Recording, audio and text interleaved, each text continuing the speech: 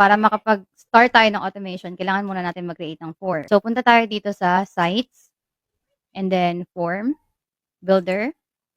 Okay, so para organize tayo, I want you to create a folder.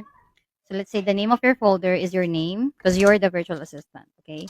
So, para lahat ng forms na ginawa nyo is under your folder. Okay? Then you can add a form.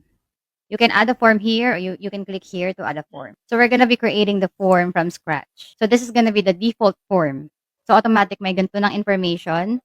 So, for example, the name of our form is new lead sign up. And you have to make sure on this one, this is basically the consent na they authorize us to send them a message via email or text. Okay? So, make sure to update the phone number here. So, let's say ang phone number ni client is this one. So, example lang to 786.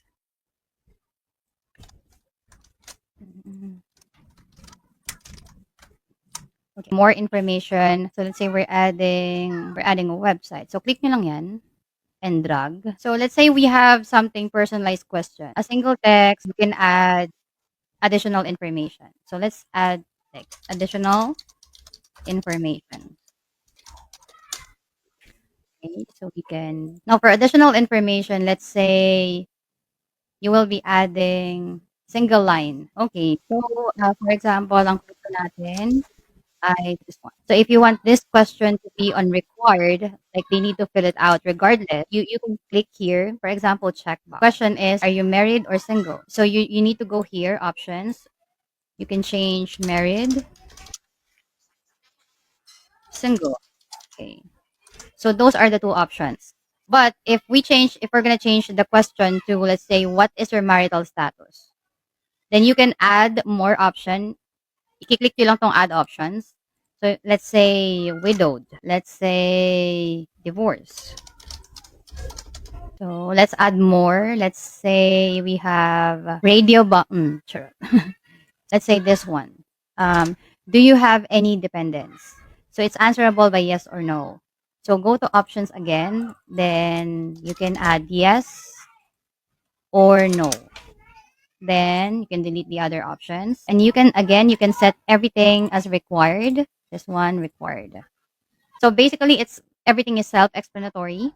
You just need to explore options here. So once everything is okay, we can now start customizing the form, make it pretty. Pagandahin natin yung form para naman once, pag nakita nila tong form na to, is presentable siya. So mas professional siya. So for the button, change natin yung color. Let's say ang color ni client is red. Okay.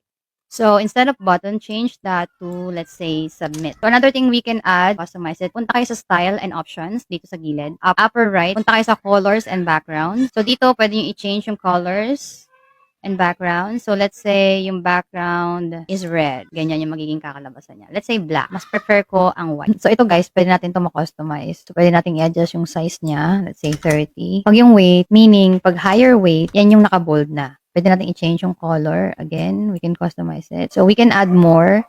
So, background color. So, pwede natin i-change din yung background. Let's say, ganyan. Okay. Let's change the border. Let's say, orange. Same as neto. So, copy natin yung hex para at least sure tayo na parehong color. So, paste natin dyan. Okay. So, change to 2. So, nakikita nyo walang changes. Kasi yung border type natin, kailangan naka-solid. Ayan, naka-solid siya. So, pag change naman natin siya sa dash, ayan, ganyan siya. So, you can play around with it kung ano mas maganda sa inyo. Pero normally, ang ginagamit ko is solid. Tapos, yung radius niya, kung gusto nyo hindi masyadong matulis yung gilid, so, pwede nyo siyang, let's say, 20. Ayan. So, I always use 20 for the radius. Okay. So, you can add additional text sa taas. Let's say, personal information. Or let's say, fill out the form to get a free ebook. Or fill out the form to get 50% off, something like that. So, you can play around with it. Depende sa need ng client nyo. So, ito, di ba, sinabi ko kanina red. So, let's change that to orange. So, again, same hex code. So, pwede rin natin siyang i-change dito. Yung text color, pwede natin change sa black. Tapos, yung weight, medyo light yung weight niya. So, gawin natin bold din, 600. Ayan. Mas kita na siya, di ba? So, Kung naliliitan ka, pwede mong palakihin yung size. Let's say 20. For the header image, we're gonna create this one on Canva. So again, gagawin natin yung header image dito sa Canva. So click lang kayo ng new design, custom size, and we need 1920 by 480. Create design. Ano ba yung title ng form? Let's say, for example, let's say client onboarding. Let's say, welcome to Marketing Media Camp. So, design lang natin to ng mabilisan.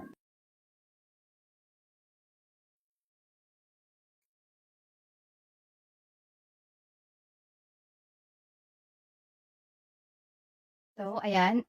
Once na-save na natin siya. So, since done na tayo sa header image, let's create naman a background. Again, create design. Then, ang kailangan nating size is 1280 by 720. Actually, kahit ano namang design. But, so, let's say yung form is about marketing. So, let's look for a great marketing background. So, let's say ito yung marketing background natin. So, yan. Meron na tayong marketing background. Save lang natin yan. So, meron na tayong header image and form background. Let's go back to go high level. So, i-upload na natin yung header image. Let's also upload the background. Okay, so ayan na siya. Diba? Okay.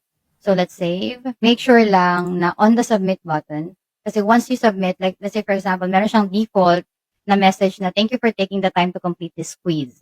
Which is, hindi naman to quiz, it's gonna be a form. So, let's say, thank you for the time to complete this form. Check your email for more information.